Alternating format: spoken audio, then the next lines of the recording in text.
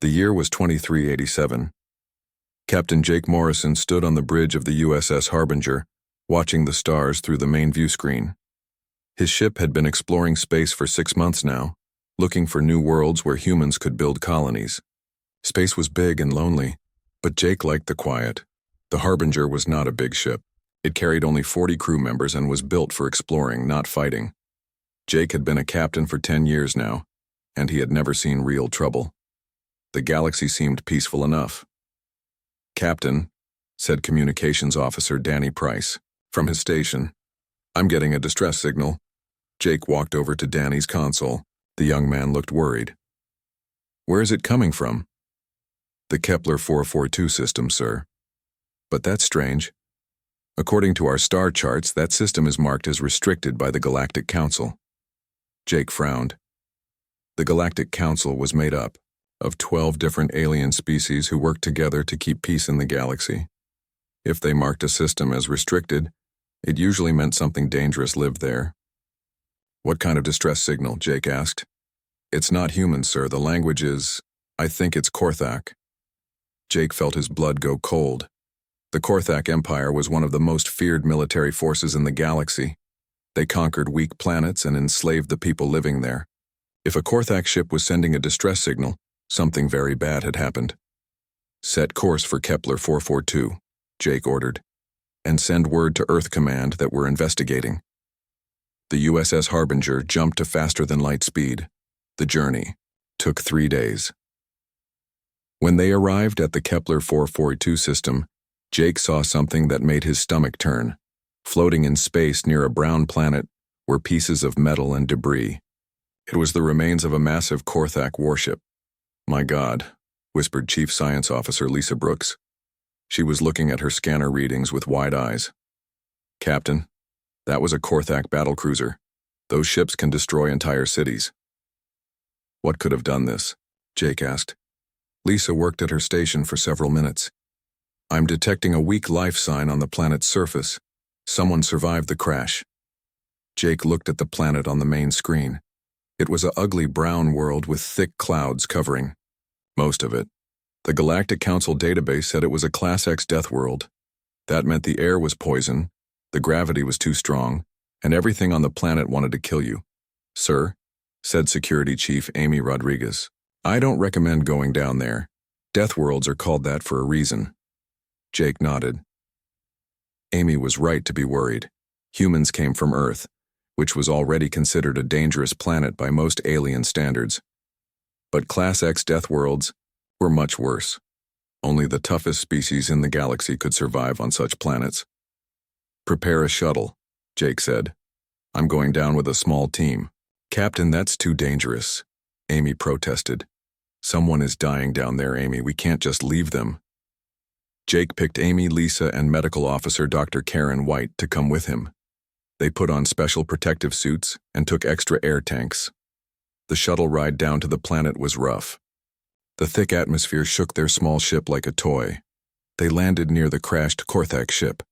It was huge, bigger than 3 football fields. The metal hull was torn open like paper. Whatever had attacked this ship had been incredibly powerful. Inside the wreckage, they found the survivor. It was a Korthak general named Thex. The alien was dying from his wounds. Korthak looked like giant lizards that walked on 2 legs. This one was over 8 feet tall, even lying down. Dr. White tried to help the alien, but his injuries were too severe. General Thex grabbed Jake's arm with a clawed hand. "Human," the alien said in broken English. "You must warn your people. The Vrakti, they are coming." "What are Vrakti?" Jake asked. General Thex coughed up purple blood. "Deathworlders. We thought we could conquer their colony world. We were wrong, so very wrong." Lisa was recording everything with her scanner. "General, what happened to your ship?" "The Vrakti attacked our fleet with ships we had never seen before. Ships built for one thing: death. Our weapons could not hurt them. Our armor could not stop them. They boarded our ships and killed everyone they found. The aliens' breathing was getting weaker. My ship tried to escape. They followed us here. They will follow anyone who enters their space." "Where are they now?" Amy asked. Gone. But they will return. They always return to hunt down survivors.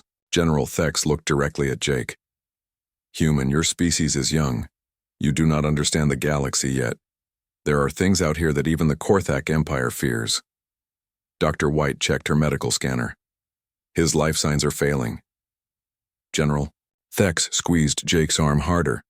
The Vrakti come from Vrakti Prime, a world so deadly that no civilized species dares to visit it. They are not like other aliens. They do not want to trade or make peace. They only understand strength and death. Why? Are you telling us this? Jake asked. Because your species reminds me of them. Small, weak-looking, but stubborn. Maybe you can do what the Korthak Empire could not. Maybe you can survive meeting them. The alien general died a few minutes later. Jake and his team searched the rest of the ship. They found data logs that confirmed the general's story. The Korthak had attacked a Vrakti colony with 50 warships. Only 3 ships had escaped, and those had been hunted down one by one. Back on the USS Harbinger, Jake called a meeting with his senior officers. They sat around the conference table while Lisa showed them what she had learned from the Korthak ship's computers. The Vrakti are unlike any species we've encountered, Lisa said. They live on planets with gravity 3 times stronger than Earth. Their atmosphere is poisonous to most life forms. The temperature swings from freezing cold to burning hot every few hours. What do they look like? Danny asked. The Korthak records show they are large, heavily armored, and extremely aggressive. They seem to view any contact with other species as a challenge to fight. Jake stood up and walked to the window. Outside, the brown death world spun slowly in space. The question is, what do we do now? Amy spoke first. We should report back to Earth Command and let them handle this. But the general said they hunt down survivors, Dr. White pointed out. If we leave now, they might follow us back to human space. Lisa nodded. The data suggests they have been expanding their territory for the past 50 years. Every species they encounter either flees or gets destroyed. Jake turned back to his crew. There's another option. We could try to make contact with them. Everyone stared at him. Amy was the first to speak. Captain, that's suicide. You heard what happened to the Korthak fleet. The Korthak tried to conquer them, Jake said. What if we tried something different? What if we tried to talk to them? Talk to Deathworlders who destroyed 50 Korthak warships. Danny's voice cracked. Sir, they'll kill us all. Jake looked around the table at his crew. These were good people who trusted him to make the right decisions. But he couldn't shake the feeling that running away was the wrong choice. The general said something interesting, Jake said slowly.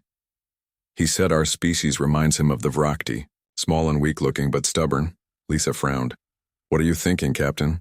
I'm thinking that maybe the reason no one can deal with the Vrakti is because they've all been approaching this wrong. The galaxy is full of species that evolved on safe, comfortable worlds. They build pretty ships and have polite conversations, Jake walked back to the table and put his hands on it. But humans didn't evolve on a safe world. Earth has earthquakes, hurricanes, floods, and predators that can kill you in 100 different ways. Maybe that's what it takes to understand Deathworlders. Amy shook her head. Captain, this is insane. Maybe, Jake said. But I'd rather be insane than spend the rest of my life wondering if we could have made a difference. The debate continued.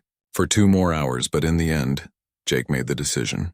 The USS Harbinger would travel to Vrakti space and attempt first contact with the most dangerous species the galaxy had ever known. As the ship prepared for the journey, Jake stood alone on the bridge. Through the view screen, he could see the wreckage of the Korthak battlecruiser drifting in space. Soon they would find out if humans were just another weak species, or something entirely different. Against protocol, Morrison decides to investigate. The USS Harbinger approaches Vrakti Prime, a world with crushing gravity, toxic atmosphere, and predators that would terrify most galactic species. Communication Officer Danny Price manages to establish contact with the Vrakti. The Vrakti are massive, heavily armored beings who evolved on a planet where everything tries to kill everything else. Their leader, War Chief Kravex, agrees to meet with the humans, intrigued by these small creatures who dare approach their world in what he considers a laughably fragile ship. The meeting takes place on Vrakti Prime's moon. Kravex expects to intimidate the humans into fleeing like every other species that has encountered them. Instead, he finds himself facing beings who show no fear despite being physically outmatched. Engineer Pete Collins calmly examines Vrakti technology, while Security Chief Amy Rodriguez discusses combat tactics with Vrakti warriors. Dr. Karen White, the ship's medical officer, fascinates the Vrakti by treating their wounded without hesitation, despite the aliens' fearsome appearance. The Vrakti have never encountered a species that combines apparent physical weakness with complete fearlessness. Kravex challenges the humans to prove their worth by surviving one day on Vrakti Prime's surface. If they succeed, the Vrakti will consider them equals. If they fail, they die. Morrison accepts the challenge, knowing that backing down would mark humanity as cowards in Vrakti eyes. The next morning, Jake Morrison stood in the shuttle bay with his team. He had chosen Amy Rodriguez for security, Pete Collins for engineering, and Dr. Karen White for medical support. Each of them carried only basic survival gear and standard human equipment. "Remember," Jake said as they checked their gear one last time, "we have 24 hours to prove that humans can survive on a Class X death world. The Vrakti are watching everything we do." Amy loaded her weapon and checked her ammunition. "Captain, I've been thinking about this all night. Maybe we're approaching this wrong." "What do you mean?" "The Vrakti expect us to act like other species. They expect us to panic, make mistakes, and die quickly. What if we don't give them what they expect?" Dr. White nodded. "Amy's right. Every species that has tried this test probably focused on just staying alive. What if we focus on actually living on this planet?" Pete grinned as he packed his tools. "You mean instead of just surviving, we conquer the place?" "Exactly," Jake said. "Let's show them what humans do when we find a new world." The shuttle launched from the USS Harbinger and flew down toward Vrakti Prime. As they entered the atmosphere, the ship shook violently. The air outside was thick with sulfur clouds and acid rain. "Landing zone is 3 minutes ahead," Amy said from the pilot's seat. "But the weather is getting worse." Through the shuttle windows, they could see the planet's surface. It was a nightmare, landscape of active volcanoes, acid lakes, and twisted metal trees. The gravity was 3 times stronger than Earth, making even simple movements feel difficult. The shuttle landed in a clearing between 2 volcanic ridges. When the doors opened, the team immediately felt the crushing weight of the heavy gravity. The air was hot and filled with poisonous gases. "Breathing masks on," Dr. White ordered. "The atmosphere will kill us in minutes without protection." They stepped out onto the planet's surface. The ground was covered in sharp rocks and patches of bubbling acid. In the distance, they could hear roars and screams from the local wildlife. "First, priority is shelter," Jake said. "Pete, what can you work with?" Pete looked around and pointed to a nearby cliff face. "Those metal trees aren't really trees. They're some kind of crystalline structure. I can use them to build a shelter against that rock wall." "Do it, Amy. Set up a perimeter. Karen, start working on air filtration." The team split up and got to work. Pete used his tools to cut down several of the metal trees. They were incredibly hard, but the heavy gravity actually helped him apply more force to his cutting tools. Amy explored the area around their landing site. She found tracks in the rocky ground. Some were the size of dinner plates. Others were as big as car tires. "Captain," she called over the radio, "we've got company coming. Big company." "How big?" Jake asked. "I'm looking at a footprint that's 4 feet long. Whatever made this weighs at least 2 tons. Dr. White was working with samples of the planet's atmosphere. Good news and bad news. The bad news is that the air is full of sulfur compounds that will burn our lungs. The good news is that I can filter most of it using materials from those metal trees." Pete had managed to build a basic shelter using the crystalline trees and rocks from the cliff face. It wasn't pretty, but it would protect them from the acid rain that was starting to fall. "Everyone inside," Jake ordered. "We need to plan our next move." They huddled in the small shelter as acid rain pounded on the roof. Outside they could hear something large moving through the rocks. "Whatever's out there, it's getting closer," Amy said, checking her weapon. Suddenly, a massive creature appeared at the entrance to their shelter. It looked like a cross between a bear and a crocodile, with thick armor plating covering its body.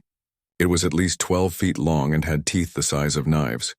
The creature roared and charged into the shelter. Amy fired her weapon, but the bullets bounced off its armor. The creature knocked Pete against the wall and turned toward Dr. White. Jake jumped between the creature and Karen, but he knew his small human body was no match for this monster. The creature raised one massive claw to strike. Then Amy did something unexpected. Instead of trying to fight the creature head-on, she used the heavy gravity to her advantage. She climbed up the wall of the shelter and jumped down onto the creature's back, landing with 3 times her normal weight. The creature stumbled and fell forward. Amy wrapped her arms around its neck and held on as it thrashed wildly. "Pete!" "The metal trees." Pete grabbed one of the sharp metal branches he had cut earlier. Working together with the heavy gravity, he drove it through a gap in the creature's armor. The monster collapsed and stopped moving. "That was incredible," Dr. White said, breathing heavily. "No other species would have thought to use the gravity like that." Amy grinned. "We're not other species." Over the next several hours, the team continued to adapt to their environment. Pete built traps using the metal trees and volcanic rocks. Dr. White discovered that certain plants could neutralize the acid in the air. Amy developed hunting techniques that used the heavy gravity to make their attacks more powerful. By midday, they had not only survived but were actually thriving. They had clean air, fresh water from a filtered stream, and enough food from the creatures Amy had hunted. "The Vrakti must be watching us," Jake said. "They're probably wondering why we're not dead yet." "Maybe they're starting to understand that humans are different," Dr. White said. That afternoon, their real test came. They heard a sound in the distance that made their blood run cold. It was the cry of a young animal in distress. "That's a baby," Dr. White said immediately. "Something's wrong." Amy looked at Jake. "Captain, we should investigate." "Are you crazy? We're supposed to be focusing on our own survival." "No," Amy said firmly. "We're supposed to be showing the Vrakti who humans really are." They followed the die-die sound across a field of volcanic glass and acid pools. What they found made them stop in shock. A young Vrakti, probably a child, was trapped on a small island in the middle of a lake of bubbling acid. The island was sinking slowly into the deadly liquid. "How did a Vrakti child get out here?" Pete asked. Dr. White checked her scanner. "There was a volcanic eruption nearby recently. The child probably got separated from its family during the evacuation." The young Vrakti saw them and cried out. It was clearly terrified and in pain from breathing the toxic gases rising from the acid lake. "We have to help it," Dr. White said. Amy shook her head. "That's suicide. Even if we could reach the child, how would we get it back? It probably weighs more than all of us combined." Jake looked at the trapped child, then at his team. This was the moment that would define humanity in the eyes of the Vrakti. They could play it safe and focus on their own survival. Or they could do what humans always did when they saw someone in trouble. "We're going to save that child," Jake said. "How?" Pete asked. Jake pointed to the metal trees growing around the acid lake. "We build a bridge." For the next 2 hours, the human team worked together in a way that amazed even themselves. Pete cut down trees and shaped them into bridge sections. Amy used her weapons to clear away dangerous wildlife. Dr. White treated their injuries and kept them healthy enough to continue working. The bridge they built was rough and dangerous, but it worked. Jake crawled across it to reach the young Vrakti. The child was nearly unconscious from the toxic fumes. "It's okay," Jake said gently, even though the child couldn't understand him. "We're here to help." Getting the young Vrakti back across the bridge was the hardest thing any of them had ever done. The child was heavy, and the bridge barely held their combined weight. But they made it. Dr. White immediately began treating the child's injuries, while Amy and Pete set up a safe area away from the acid lake. They used their own medical supplies and food to help the young alien recover. As the sun began to set on Vrakti Prime, War Chief Kravex and several other adult Vrakti appeared at their campsite. The massive aliens moved quickly across the dangerous terrain, clearly searching for something. When Kravik saw his child safe in the human's care, he stopped and stared.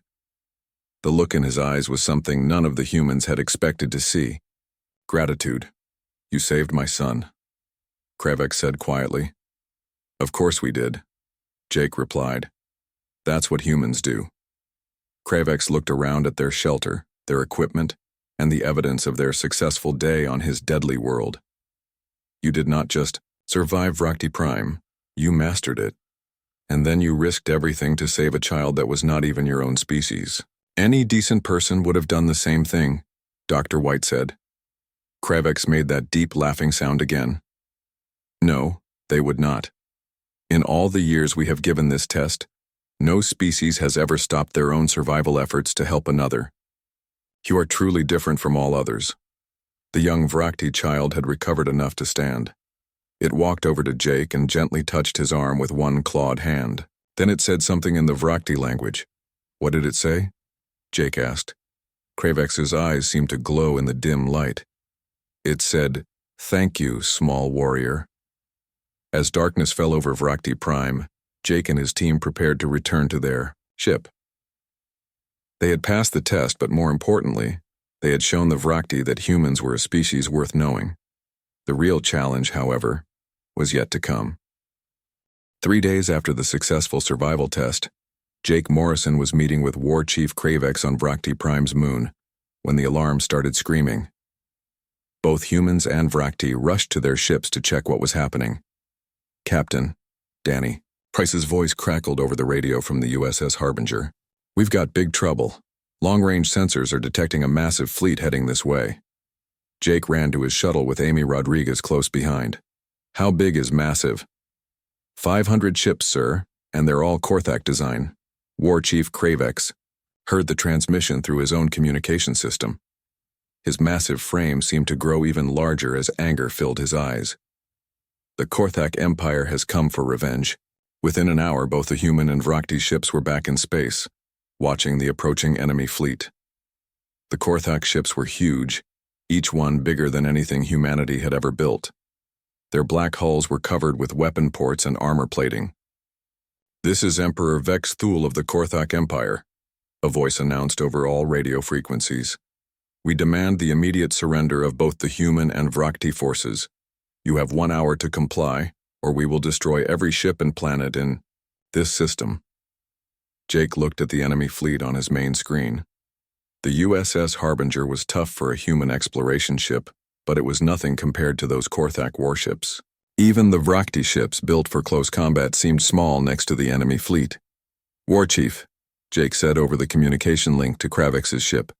What are our chances? Against 500 Korthak ships? We will fight bravely and die with honor, but we cannot win. Jake made a decision that would change everything. Danny, send an emergency signal to Earth Command.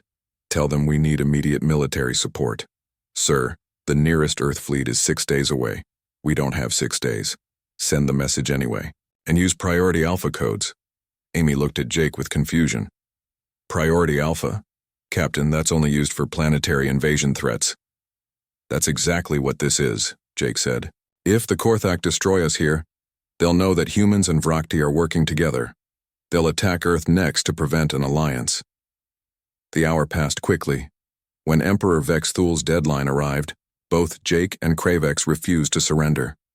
The Korthak fleet moved into attack formation. All ships, Emperor Vex Thul announced. Destroy the aliens first. Save the humans for last. I want them to watch their new friends die. The Korthak fleet opened fire on the Vrakti ships. Energy beams and missiles filled space with deadly light. The Vrakti fought back with everything they had, but they were outnumbered 50-1. Jake watched 2 Vrakti ships explode under the enemy bombardment. We have to help them. Captain, Amy said from her station. Our weapons can't hurt those Korthak ships. Their armor is too thick. Then, we get creative. Jake turned to Pete Collins at the engineering station. Pete, what do we have that can make a difference? Pete thought for a moment. Well, sir, we do have those mining charges we picked up at the last supply station. They're designed to crack asteroids. How big are they? Big enough to blow a hole in a ship's hull if we can get them close enough. Jake grinned. Amy, plot a course directly toward the largest Korthak ship. Pete, prepare those mining charges for manual deployment. Sir, Dr. White said from her medical station. Are you planning what I think you're planning? We're going to ram them, Jake said simply. It's the only way to get close enough to do real damage. The USS Harbinger turned toward the Korthak flagship and accelerated to full speed. The enemy ship was so big it filled their entire view screen. Sir, Danny said nervously, they're targeting us with everything they have. Evasive maneuvers, Jake ordered. And Pete, get ready with those charges. The small human ship dodged and weaved through the Korthak weapons fire. Energy beams missed them by meters. Missiles exploded all around them, but the USS Harbinger kept flying toward its target. Now, Jake shouted. Pete launched the mining charges at point-blank range. The explosions tore massive holes in the Korthak flagship's hull. Atmosphere and debris poured out into space. Direct hit, Amy cheered. But we're not going to survive the... Her words were cut off as the USS Harbinger flew straight into the enemy ship's hull. The crash threw everyone to the floor, but somehow their ship held together. Damage report, Jake called out. Hull breaches on decks 3 and 4, Dr. White reported. But we're alive. Through the torn metal around them, Jake could see they were actually inside the Korthak flagship. Amy, grab your weapons. We're going to finish this the hard way, the way human crew fought their way through the corridors of the enemy ship. The Korthak soldiers they encountered were bigger and stronger than humans, but they had never faced opponents who fought like humans did. Where other species would retreat when outnumbered, humans attacked. Where civilized races would try to negotiate, humans kept shooting. The Korthak had never encountered a species that treated war as a personal fight to the death. Jake and his team reached the flagship's bridge and took Emperor Vexthul prisoner. With their command ship captured, the rest of the Korthak fleet fell into confusion. That's when the real surprise arrived. Captain, Danny's voice came through Jake's helmet radio. You need to look outside. Through the bridge windows, Jake could see new ships arriving in the system. But these weren't more Korthak vessels. These were human warships, and they looked like nothing the galaxy had ever seen before. The USS Devastator led the fleet. It was 3 times larger than the USS Harbinger and covered in weapon mounts. Behind it came the USS Annihilator, the USS Reaper, and dozens of other ships with names that promised death and destruction. This is Admiral Lucy Carter of the Earth Defense Fleet, a woman's voice announced. All Korthak ships will surrender immediately or be destroyed. Emperor Vexthul stared at the human fleet in shock. Impossible. No species builds warships like those. They are designed only for killing. That's the point, Jake said. You wanted to see what humans bring to a fight? We bring death ships. The battle that followed was unlike anything the galaxy had ever witnessed. The human warships didn't fight like civilized species. They rammed enemy ships. They used nuclear weapons at close range. They boarded enemy vessels and fought hand-to-hand in the corridors. Captain Nick Torres of the USS Devastator used his ship like a battering ram, smashing through 3 Korthak cruisers. Commander Beth Sharp of the USS Annihilator deployed nuclear mines that destroyed entire enemy formations. The human fleet fought like they were defending their home world, because in a way they were. The Vrakti ships joined the battle with renewed energy. Seeing humans fight with such savage effectiveness inspired them to fight even harder. War Chief Kravex led his ships in ramming attacks that split Korthak vessels in half. Within 2 hours, the Korthak fleet was completely destroyed. Emperor Vexthul's flagship was the only enemy ship left intact, and it was now under human control. This is impossible, the Emperor said, as Jake brought him to Admiral Carter's ship. No species fights like this. War is supposed to be civilized. Admiral, Carter was a stern woman with gray hair and cold eyes. Emperor, you made a mistake. You attacked a species that learned war on a death world. We don't fight civilized wars. We fight to win. News of the battle spread across the galaxy within days. 2 Deathworlder species had joined forces and destroyed the most powerful military fleet in known space. Other species began to look at humans and Vrakti with new respect and fear. Jake found himself promoted to admiral and given command of humanity's first joint fleet with the Vrakti. War Chief Kravex became his counterpart, leading the Vrakti forces in their new alliance. "Admiral Morrison," Kravex said as they planned their first joint patrol, "I have been thinking about what makes humans different from other species." "What's your conclusion?" Jake asked. "Other species see war as politics. You see it as survival. Other species build ships for exploration and trade. You build ships for killing enemies. This makes you perfect allies for Deathworlders like us." Jake looked out at the mixed human Vrakti fleet assembling in space. The human ships were angular and aggressive, covered in weapons and armor. The Vrakti ships were equally intimidating, built for ramming and close combat. "The galaxy is about to change," Jake said. "For 300 years, the civilized species have controlled everything. They've made rules about how to fight wars and how to treat enemies." "And now?" Kravex asked. Jake smiled. "Now they're going to learn that when you threaten Deathworlders, you better be ready for a real fight." Other Deathworlder species began reaching out to the human Vrakti alliance, the Kreks from the volcanic worlds of the Sigma sector, the Horthak from the ice planets near the Galactic Rim. Species that had been ignored or feared by the civilized galaxy suddenly found themselves with powerful friends. The galactic balance of power shifted overnight. The civilized species who had ruled through diplomacy and trade agreements now faced a coalition of species who understood that sometimes diplomacy failed. And when diplomacy failed, you needed ships designed for war. As Jake stood on the bridge of his new flagship, the USS Extinction event, he thought about how far humanity had come. They had gone from a single exploration ship to leading a coalition that could challenge the entire galaxy. "Admiral," his new communications officer called out, "we're receiving surrender requests from 12 different star systems. They want to join our alliance." "War Chief Kravex," Jake said over the communication link.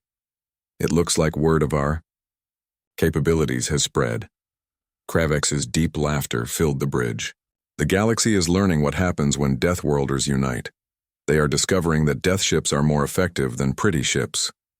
Jake nodded as he looked out at the stars. The age of gentle exploration was ending. The age of the Deathworlders had begun. And humanity, with their new Vrakti allies, would make sure the galaxy never forgot the lesson they had just learned.